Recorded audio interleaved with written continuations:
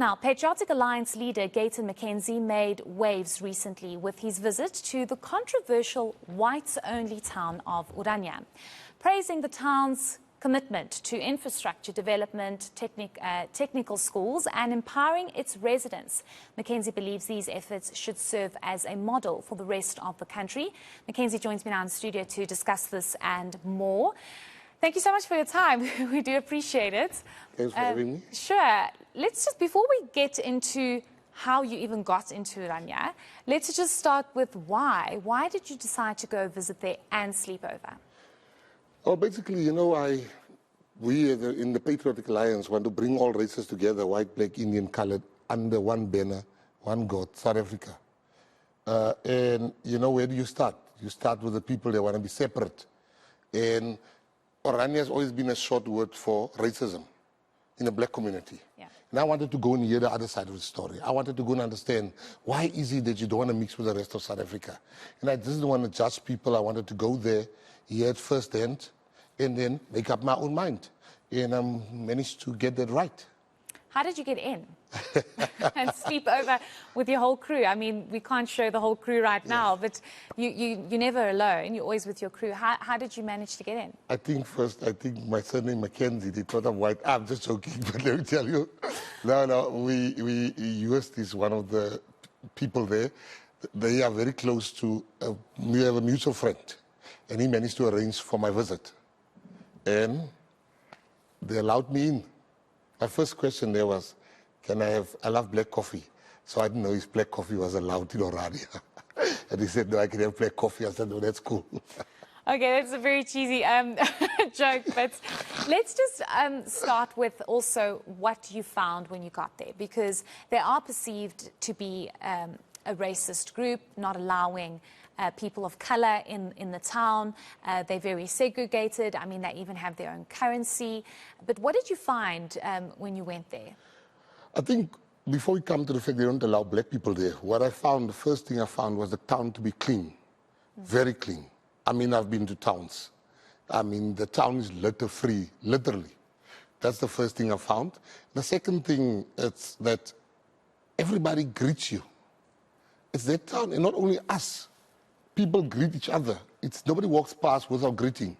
And I think the third thing we found was, I mean, and this guy proved it to us.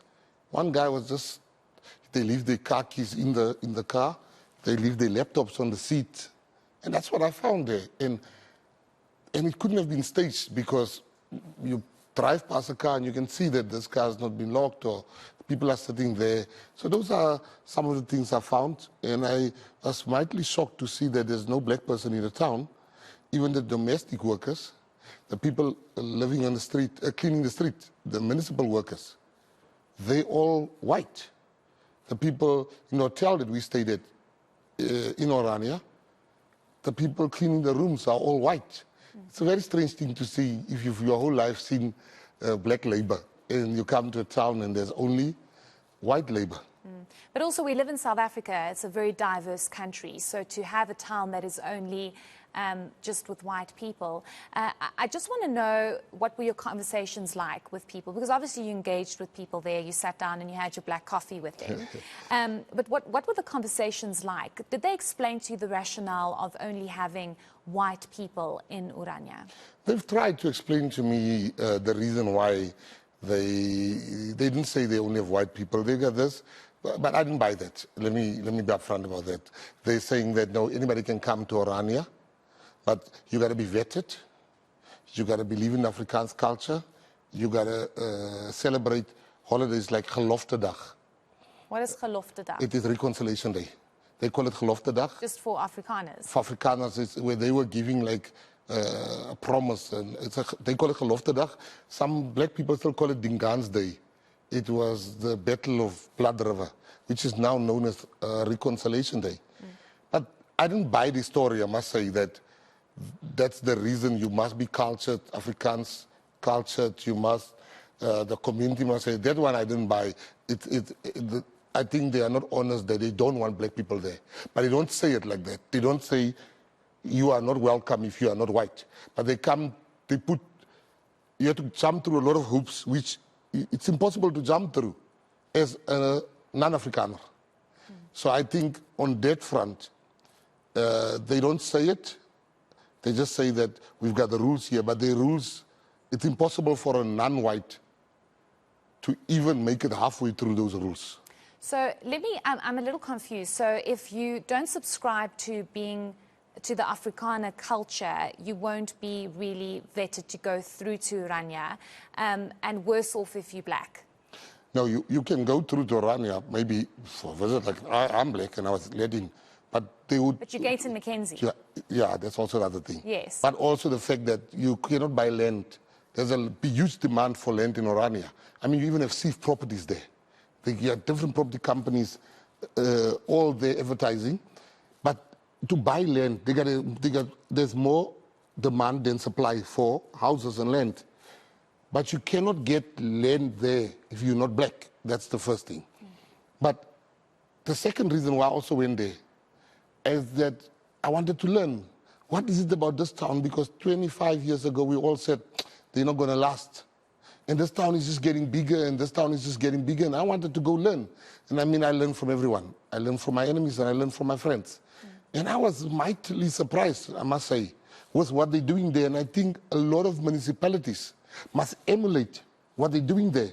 Now, but what are they doing different that should be emulated? Because you received a lot of backlash on social media about your visit there, with many people saying, why would you visit a racist town? But before we get into what you took from your visit and the backlash you received, what are they doing differently that our municipalities here, where there's diversity, the way South Africa should be, that we aren't doing as municipalities that we should emulate? Let me start with the first thing. They said to me that they stole something from the black community. And I was curious about that.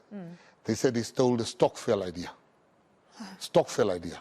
But the Stokvel idea, which they stole from us, according to them, they evolved into a bank.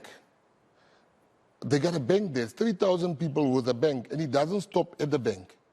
The bank is literally nationalized in the sense that every person banking in that bank, at that bank, has got a shareholding in the bank. So it's not just, that's groundbreaking. They've basically nationalized the bank because it belongs to the people, not even to the state, more than that. What they've also done is that they separate the litter already at the house. So when you have water, when you have glass, you have plastic, you have cardboard, you have non-recyclable stuff, already at your house, you gotta separate that. When they have regular community meetings, you go there and everybody works. Everybody in Orania has got a job. There's some guys, they told me, that came there with a plastic bag, with nowhere to go. And they will get to you, they have what they call, they have a name for it, I can't remember it now, where they will come and give you a job and they'll give you accommodation. The restaurant we ate at, for instance, dinner, the lady came there and she first stayed at a small accommodation for people struggling. Today she's a restaurant owner. Now you can't go there and not be inspired by seeing Orania is currently a construction site. It's currently a construction site. Orania doesn't have unemployment. Everybody there works. Orania at the moment is a clean place. Orania's got plans to get off the grid totally. Orania is a town, everybody, including myself, I went there thinking this town is in the past. It's a relic of the past. It's stuck in the past. But living there, it's a futuristic town. They got 2 private schools in Orania. The most impressive thing for me is that they got a technical college where they're teaching. We've closed our technical colleges. More than that is they're farming. They're farming pecan nuts, wheat, which they export quality to China, to Europe. Now, whether you agree with them, whether you don't agree with them, but those are things happening that we should be emulating from. Our leaders go to China all the time, go to Dubai on a fact find to go and learn in the States. They're going to learn stuff that's happening right here in Orania. And I'm saying that even the ones that's offended of Twitter.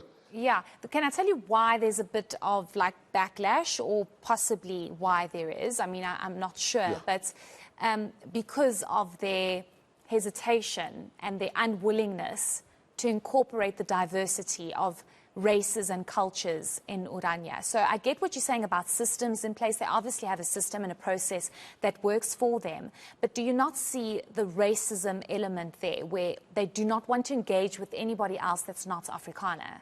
I do see that. Nelson Mandela, one of the first few people he met when he came out of jail was Betsy Verwoerd, the wife of the father of apartheid. Now that's the only way to reach out and to sort out the problem is engagement. Now we must be angry with them and say, you racist, and point out. Let's engage them. Let's talk to them. So from your engagement, what did you get? What was the point of this visit? What's going to happen now moving forward? You know what they do. You know how their processes work. You've spoken about their bank, how they farm, their schools. What now? Well, the first thing, they were very smart, I must tell you. They bought private land from the government for, I think, 1 million or 1.5 million, 800 hectares.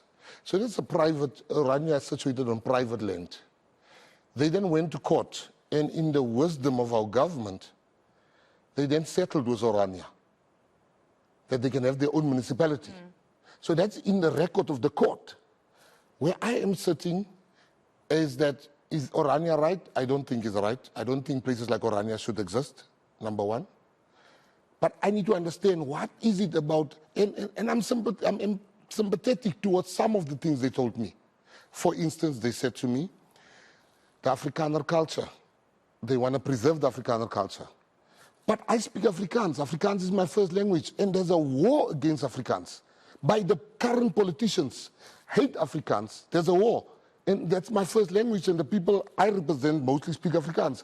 Now, if you're going to attack Afrikaans, and there's people saying, we want to preserve the language, and I can't come with a counter-argument and say there's no attack on Afrikaans. You see, the problem that I have with people that is unhappy that this is my life. I take decisions.